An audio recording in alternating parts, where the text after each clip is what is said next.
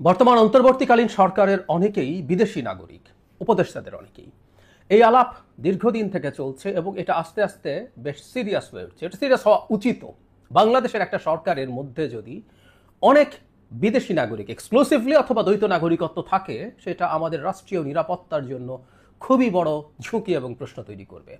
কিন্তু স্বাভাবিকভাবেই এই ডিবেটটা সবচেয়ে বেশি হয়েছে ডক্টর খলিলুর রহমানকে ঘিরে, কারণ তিনি অত্যন্ত সেন্সিটিভ দুটো জায়গায় এখন আছেন। একটা রোহিঙ্গা বিষয়ক হাই রিপ্রেজেন্টেটিভ ছিলেন, সেটা যেমন তেমন হোক। এরপর তিনি জাতীয় নিরাপত্তা উপদেষ্টা হয়েছেন এনএসএ, এবং তিনি ডিফেন্স মিনিস্ট্রি সামলাতে ডক্টর ইউনূসকে সাহায্য করবেন, এই রকম একটা দায়িত্ব তাকে দেয়া হয়েছে সর্বশেষ প্রজ্ঞাপনে। গতকাল আমি ভুল না করে থাকলে জনাব সালাউদ্দিন আহমেদ বিএনপি নেতা তার এই নাগরিকত্বের দিকটাকে ইন্ডিকেট করেছেন এবং ডক্টর খলিল এটার জবাব দিয়েছেন দেখলাম আজ, এবং এই জবাবটায় আমি আসলে সন্তুষ্ট নই। সে প্রসঙ্গে কয়েকটা কথা একটু বলতে চাই। জনাব সালাউদ্দিন আহমেদ গতকাল বলছেন আপনার সরকারে একজন, ডক্টর ইউনূসকে উদ্দেশ্য করে, আপনার সরকারে একজন বিদেশি নাগরিককে জাতীয় নিরাপত্তা উপদেষ্টা করেছেন। আপনার কি সেই আক্কেল জ্ঞান নেই? একজন বিদেশি নাগরিকের কাছে এই দেশের সেনাবাহিনী কিভাবে নিরাপত্তা সংক্রান্ত রিপোর্ট প্রদান করবে? এই বক্তব্যের জবাব দিয়েছেন এবং হেডলাইনটা এরকম যে বিদেশি নাগরিকত্ব থাকার দাবি প্রত্যাখ্যান খলিলুরের। ইউএনবিতে এই নিউজটা দেখছি। কিন্তু আমার কাছে আসলে ভাষার মারপ্যাঁচ মনে হয়েছে। উনি যেমন রোহিঙ্গাদেরকে করিডোর দেওয়া নিয়ে ভাষার মারপ্যাঁচ করেছিলেন, সেরকম মারপ্যাঁচ। তিনি বলছেন, আমি একজন বাংলাদেশি নাগরিক হিসাবে আমার পূর্ণাঙ্গ অধিকার ভোগ করার জন্য প্রস্তুত রয়েছি। এই অভিযোগ যিনি করেছেন তাকে সেটি প্রমাণ করতে হবে, প্রয়োজনে আদালতের মাধ্যমে এটি প্রমাণ করতে হবে, এটা বলছেন তিনি। তিনি বাংলাদেশি নাগরিক হতেই পারেন, আমাদের অনেকেরই দ্বৈত নাগরিকত্ব থাকে এবং আমেরিকান নাগরিকত্ব নেওয়ার জন্য তার অন্য দেশের নাগরিকত্ব সারেন্ডার করতে হয় না যদি তিনি মার্কিন নাগরিক হন।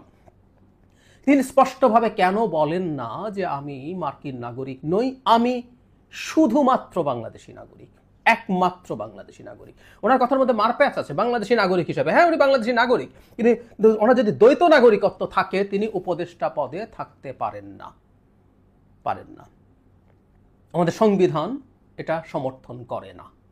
এর মধ্যে কিছু টেকনিক্যালিটিস আছে, তারপরও আমি এই ব্যাপারে বিস্তারিত একটা ভিডিও করেছিলাম। আমি তার কাছ থেকে আসলে স্পষ্ট জবাব চেয়েছিলাম। শেষ পর্যন্ত তিনি রেসপন্ড করেছেন এবং সেটাও ধোঁয়াশায় পরিপূর্ণ। তিনি আসলে ভাষার মারপ্যাঁচ করেছেন। এই মারপ্যাঁচগুলো সন্দেহ আসলে আরো বাড়িয়ে দেয়। আমরা যা জানছি, যে কথাটা ছড়িয়ে বেড়াচ্ছে সেটা সত্য।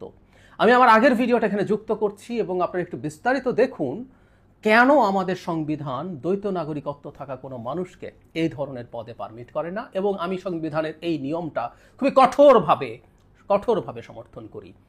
বাংলাদেশ উদ্ধার করতে আসবেন অন্য আরেক দেশের নাগরিকত্ব সাথে রেখে মহা এফিশিয়েন্ট কেউ হতে পারেন, আপনাদের বাংলাদেশে দরকার নেই। এই পচা দেশে যারা আমরা এই পচা দেশকে পুরোপুরি ওন করি, অন্য দেশের নাগরিকত্ব নেওয়া মানেই এই দেশকে আর ওইভাবে আমরা কেউ ওন করি না। এখানে একটা অল্টারনেটিভের কথা শুধু বলতে পারি, যে মানুষগুলো শেখ হাসিনা সরকারের দমন পীড়নের জন্য দেশ থেকে পালিয়ে গিয়ে বাধ্য হয়েছেন কোনো না কোনো দেশের নাগরিকত্ব নিতে, সেটা এক্সেপশন।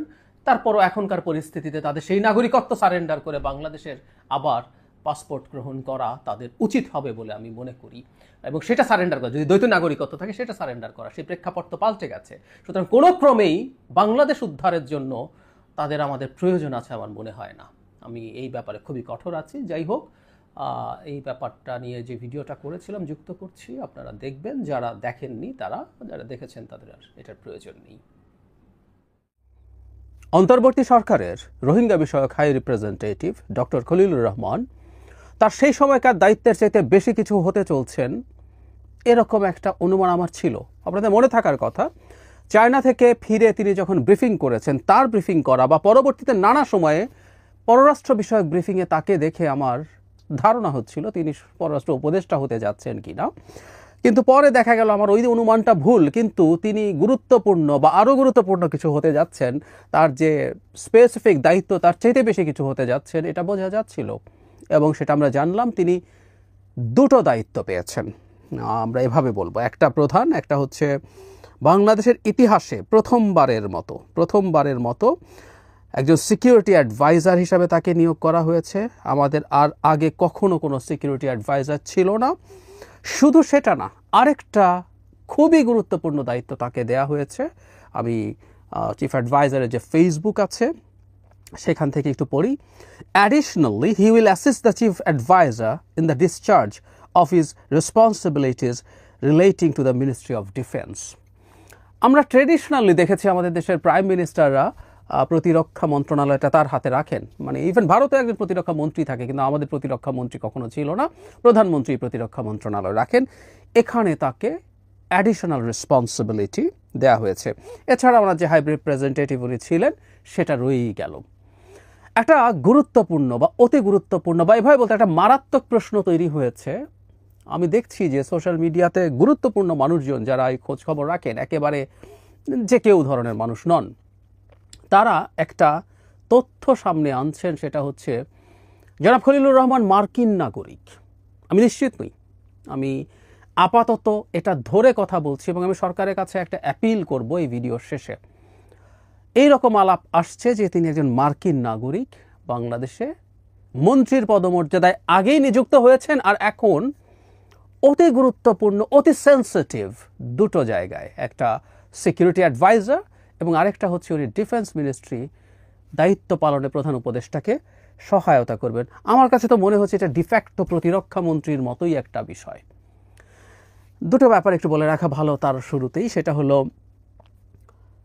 সিকিউরিটি অ্যাডভাইজারের কাজ কি হবে, এটার যথাযথ পরিকল্পনা করে হয়েছে কিনা আমি জানি না। মানে একদম আরবিট্রারিলি ইচ্ছে হলো একজন সিকিউরিটি অ্যাডভাইজার নিয়োগ করে দেওয়া হলো, মানে এটা নিয়ে প্রপার যে রুলস অ্যান্ড রেগুলেশনস লজ আদৌ আছে কিনা, করা হয়েছে কিনা আমাদের অন্তত চোখে পড়েনি।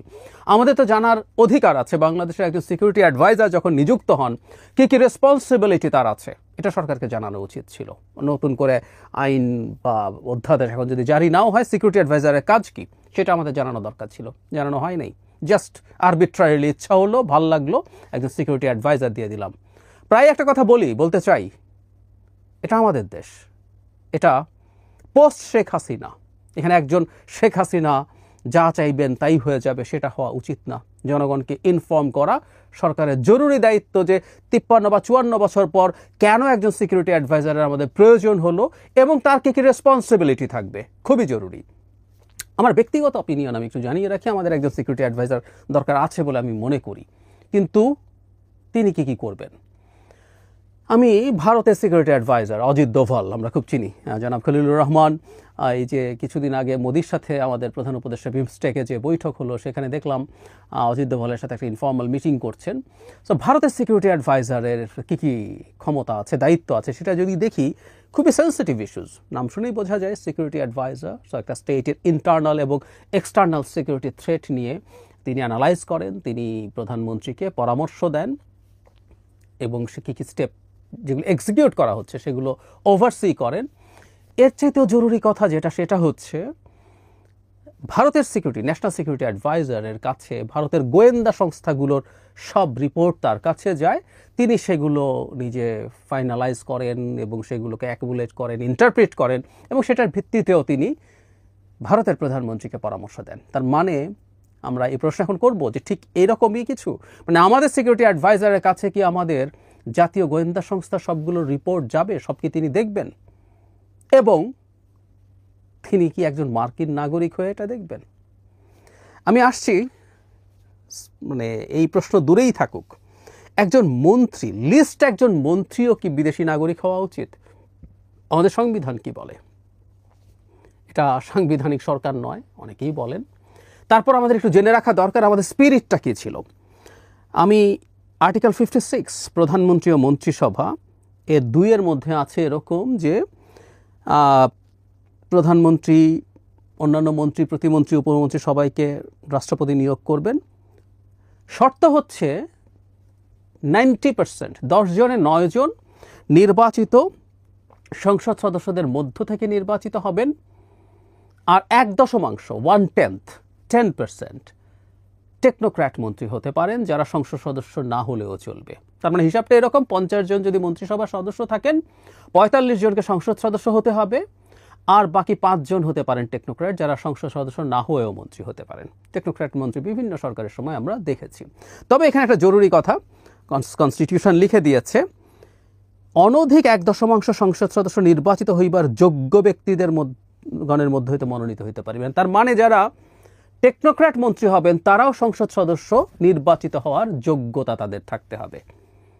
তাহলে আইদার সংসদ সদস্য অথবা সংসদ সদস্য নির্বাচিত হওয়ার যা যা যোগ্যতা, তোর মধ্যে কি আছে আমি 66 2 গ মানে মানে কোনো ব্যক্তি সংসদ সদস্য নির্বাচিত হওয়ার অনুপযুক্ত হবেন বা সংসদ সদস্য থাকতে পারবেন না যদি অনেকগুলোর মধ্যে গ হচ্ছে তিনি কোনো বিদেশি রাষ্ট্রের নাগরিকত্ব অর্জন করেন কিংবা কোনো বিদেশি রাষ্ট্রের প্রতি আনুগত্য ঘোষণা বা স্বীকার করেন।